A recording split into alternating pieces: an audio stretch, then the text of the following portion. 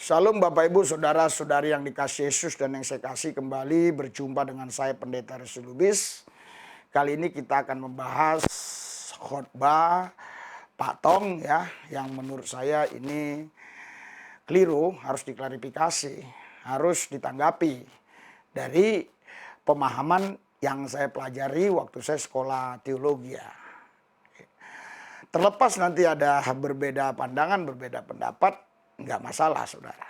Tetapi yang paling saya tekankan di sini bukan masalah perbedaan pemahaman, tetapi Pak Tong ini sudah menghakimi ya orang-orang karismatik, khususnya sudah menghakimi orang-orang yang bergerak dalam karunia roh.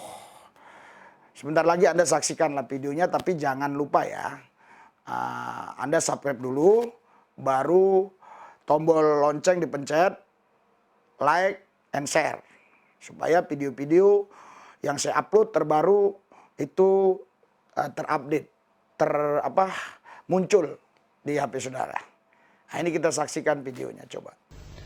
Tetapi karunia lidah yang sekarang beredar ini, saya percaya lebih dari 95% palsu. Dulu, waktu orang mau mendengar Injil, terbatas bahasa yang tidak mengerti. Maka Roh Kudus memberikan karunia kepada para rasul, membicarkan bahasa asing. Sehingga orang yang tidak mengerti, waktu mendengar adalah bahasa yang dimengerti. Sekarang, perlu tidak? Tak begitu perlu. Karena kitab suci orang Kristen sudah diterjemahkan ke dalam 1.300 macam bahasa yang penting di seluruh dunia. Sehingga engkau sudah boleh mengerti firman Tuhan melalui penterjemahan. Tetapi sekarang tetap ada orang menggembar-gembar karunia lidah itu penting. Karena apa? Karena mereka pikir yang ngerti jadilah ngerti. Sekarang sudah ngerti, ada karunia lidah jadilah ngerti.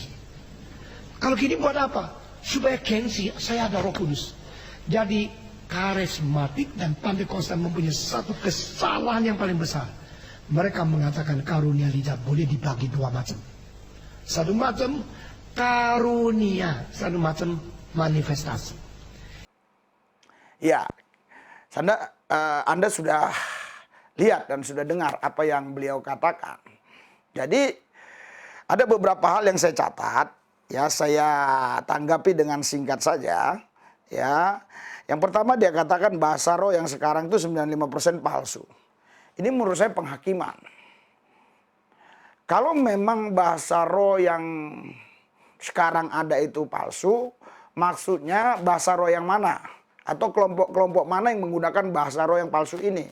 Harusnya dijelaskan oleh Pak Tong supaya tidak ambigu, supaya tidak rancu, supaya tidak saling curiga satu sama lain ya. Jadi clear persoalannya. Kalau seorang laki-laki itu biasanya ngomong itu to the point. Oh, si A, si B, si C, atau kelompok A, kelompok B, kelompok C, organisasi A, B, C, ini bahasa rohnya palsu. Harusnya demikian. Itu lebih saya hargai ya. Tapi ini ambigu. Jadi menurut saya ini Pak Tong ini makin tua makin menjadi hakim saja ya. Yang kedua dia katakan bahasa roh sekarang tidak terlalu penting karena kitab suci sudah diterjemahkan ke 1.300 bahasa. Jadi karena sudah ada kitab suci ini diterjemahkan ke 1.300 bahasa, jadi bahasa roh itu tidak penting. Ini sangat keliru ya. Justru walaupun ini sudah diterjemahkan ke 1.300 bahasa, tetapi setiap orang-orang yang memiliki bahasa berbeda-beda itu diberikan Tuhan karunia-karunia itu, termasuk karunia bahasa roh tadi. Untuk apa? Untuk memahami hal-hal yang tersembunyi yang tidak bisa dipahami dengan kemampuan manusiawi ya. Jadi bahasa roh itu masih sangat penting. Nanti ayat-ayatnya saya akan bacakan ya. Yang ketiga, karunia membuat jadi orang tidak mengerti. Ya, maksudnya begini, Pak Tong tadi katakan gini. Jadi karunia-karunia sekarang itu khususnya bahasa roh ya, membuat orang jadi nggak ngerti. Dulunya ngerti jadi bingung gitu loh. Dengan bahasa roh yang ada sekarang. Ini menurut saya gagal paham saja. Di gereja kita dan di beberapa gereja justru bahasa roh itu membangun jemaat, ya. Makanya dikatakan nubuat dapat membangun orang lain, tapi bahasa roh membangun diri sendiri. Jadi kita bisa membangun diri sendiri dengan bahasa roh tadi. Jadi ini juga keliru, ya. Terus yang keempat, karunia dijadikan untuk gengsi, ya. Salah betul.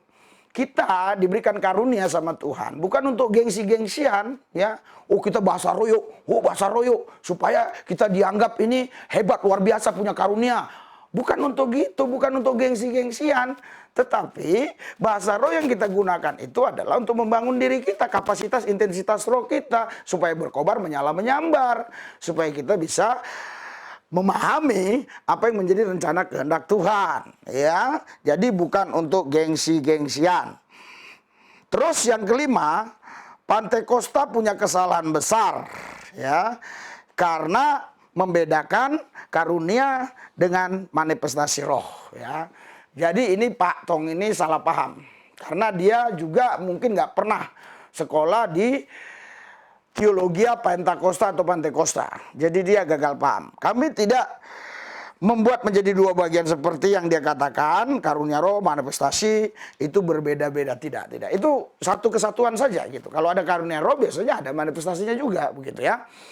Jadi Bapak Ibu sekalian, saya mau sampaikan kepada semua kita, jangan tersesatkan oleh Pak Tong ini. Dan saya berikan masukan atau nasihat buat Pak Tong. Pak Tong sudah tua, saya rasa sudah boleh pensiun karena kadang-kadang ngomongnya sudah ngacau, sudah ngawur. Dan saya juga mendengar kabar, ya, dan saya lihat tadi ada videonya. Itu beberapa waktu yang lampau Pak Tong itu waktu khotbah katanya lemas sekali, hampir jatuh, hampir pingsan. Katanya begitu, ya. Itu ada videonya, judulnya begitu, ya. Jadi saya rasa sudahlah, pensiun lah. Kan masih banyak orang-orang yang punya kompetensi, yang punya kemampuan, ya, yang punya wawasan lebih luas lagi dari Pak Tong, ya. Kasihlah mereka. Jangan kita mendirikan kerajaan sendiri, biarlah kerajaan Allah. Pak Tong itu jadi penasihat saja, gitu loh. Itu pendapat saya, ya, untuk Pak Tong, ya, karena saya mengasihi Pak Tong. Biar jangan terjadi kegaduhan, ini kegaduhan terus. Dan saya harus bicara, karena saya memang berbeda pendapat dengan Pak Tong. Tetapi saya walaupun berbeda pendapat, tidak pernah saya menghakimi orang di YouTube saya, metanoia. Artinya, apa yang saya yakini, apa yang saya alami bersama Kristus, di mana saya dipanggil Tuhan dari latar belakang Muslim, ya itulah yang saya sampaikan, begitu loh. Saya tidak menjelekkan si A, si B, si C, si D. Tidak, saya menyampaikan sesuatu yang saya pahami, yang saya alami saja. Kalau orang mengartikannya berbeda-beda, punya asumsi yang berbeda-beda, ya itu lain cerita, ya. Tapi kita tidak boleh menghakimi Pak Tong. Saya harap Pak Tong berhenti menghakimi, ya. Saya agak sedikit beri waktu, ya, buat saudara. Ya, kurang lebih 10 menit, dan juga tolong kameramen ingatkan saya kalau sudah hampir 10 menit. Biar saya bacakan di Alkitab ini tentang bahasa roh, oke? Jadi begini, bahasa roh itu di Alkitab ada. Jadi bahasa roh itu, ya, di Alkitab dibagi menjadi dua bagian. Yang pertama itu di 1 Korintus 14. Siapa yang berkata-kata dengan bahasa roh tidak berkata-kata kepada manusia tetapi kepada Allah, sebab tidak ada seorang pun yang mengerti bahasanya. Oleh roh ia mengucapkan hal-hal yang rahasia. Jadi memang ada bahasa roh yang tidak perlu dipahami, dimengerti oleh orang lain, karena bahasa roh yang satu ini membangun diri sendiri, gitu loh. Jadi orang lain tidak perlu tahu, hanya Allah dan orang yang bahasa roh tadi yang tahu. Yang jelas, yang bahasa roh tadi dia mengalami satu terobosan-terobosan di dalam rohnya, mengalami menikmati realita Kristus ketika dia berbahasa roh, ya. Jadi ini tidak perlu ditafsirkan, orang tidak mengerti. Tapi ada bahasa roh yang dimengerti. Misalnya di Kisah Rasul pasal 2. Untuk menghemat waktu, saudara, saya percepat saja ayat 1 sampai ayat yang ke-4. Dari ayat 4 saya baca. Maka penuhlah mereka dengan Roh Kudus, lalu mereka mulai berkata-kata dalam bahasa-bahasa lain, seperti yang diberikan oleh Roh itu kepada mereka untuk mengatakannya. Waktu itu di Yerusalem diam orang-orang Yahudi yang saleh dari segala bangsa di bawah kolong langit. Ketika turun bunyi Itu berkerumunlah orang banyak, mereka bingung karena mereka masing-masing mendengar rasul-rasul itu berkata-kata dalam bahasa mereka sendiri. Mereka tercengang-cengang dan heran. Lalu berkata, bukankah mereka semua yang berkata-kata itu orang Galilea? Ya, bagaimana mungkin masing-masing mendengar mereka berkata-kata dalam bahasa kita sendiri, yang bahasa yang kita pakai di negeri asal kita. Kita orang Partia, Media, Elam, Mesopotamia dan sebagainya. Jadi tadi ini orang-orang, ya rasul-rasul ini dan 120 orang semuanya ini yang di loteng Yerusalem, sebagian tadi yang 120 orang ini berbahasa-bahasa yang lain. Yang orang tadi dia nggak tahu, tadinya dia nggak ngerti bahasa itu. Tapi orang yang dari perantauan itu kan mereka kalau hari-hari besar begitu pulang, hari Pantekosta, itu mereka dengar loh, kok mereka orang-orang Galilea tapi kok bahasa Partia, Elam, Arab dan seterusnya dan sebagainya. Ini bahasa roh yang dimengerti. Kadang-kadang Tuhan ya memberikan kita bahasa roh, orang lain dikasih paham. Saya pernah mengalami itu di beberapa negara. Oke, jadi ini ya dua bahasa roh yang berbeda, bukan seperti yang Pak Tong katakan tadi di poin kelima, Pantekosta salah paham atau salah besar karena mengartikan dua, ada karunia roh, ada manifestasinya ya. Saudara, saya cepat-cepat ya supaya saudara tidak lama-lama ya. Terus di sini dikatakan di ayat 39 berarti tidak ada larangan. Karena itu saudara-saudaraku, usahakanlah dirimu untuk memperoleh karunia untuk bernubuat. 1 Korintus 14 ayat yang ke-39. Dan janganlah melarang orang yang berkata-kata dengan bahasa roh. Berarti Pak Tong ini sudah melarang orang-orang yang berkata-kata dalam bahasa roh. Oke? Oke, saya lanjutkan satu ayat lagi kalau memang sempat waktunya. Haleluya.